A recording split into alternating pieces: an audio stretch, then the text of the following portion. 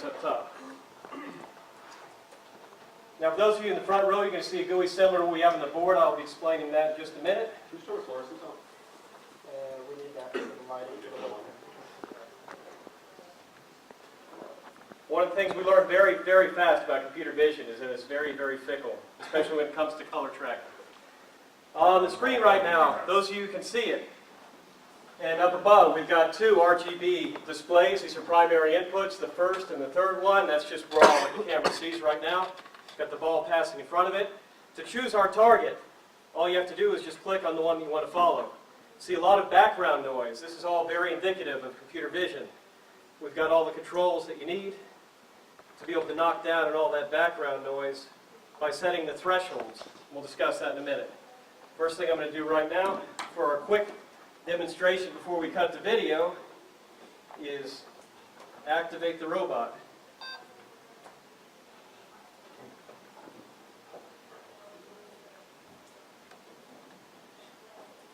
Now, one of the other groups mentioned that communication with the robot was a problem. We have the same issue here.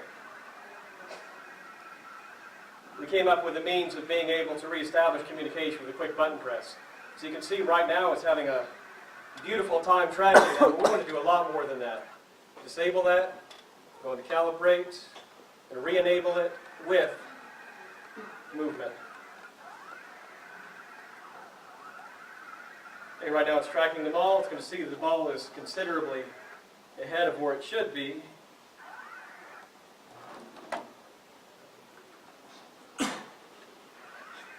There we go. And it's going to start chasing after the ball. When it gets to a point, it sees the ball is too close. Again, the white walls right here under these lights are having a fun time with it. I'm going to drop that down a little bit so we reacquire the target. Back this up.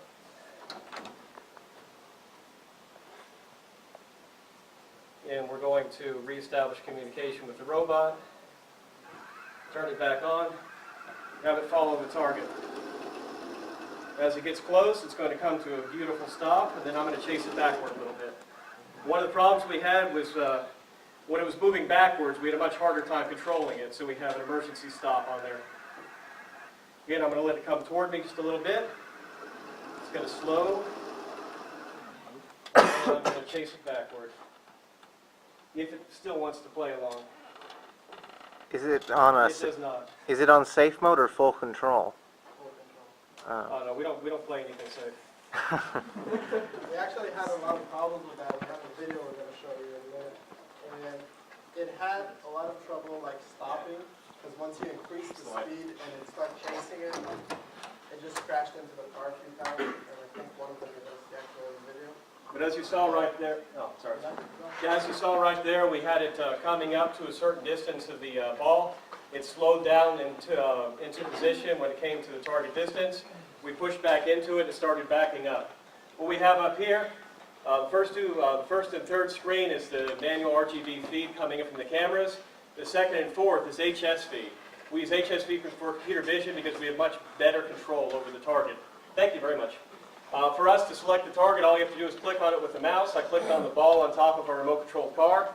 This is our masked and thresholded image. This is what the robot sees. What we do from here is major blob tracking. We find whatever the largest blob of connected pixels are. We call that our target, draw a bounding box around it. So you can see on the left, we've got the X and Y position of that bounding box. On the right, I've got the angle in degrees relative to the car, and the range in inches of that target. We have it set for a 10-inch range for being within range. Anything greater than that, it'll speed up. Anything less than that, it'll back up.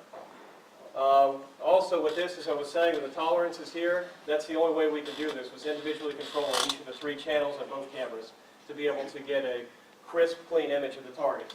Now I defer over to Brock, who's going to show us the video of it actually chasing a remote control car.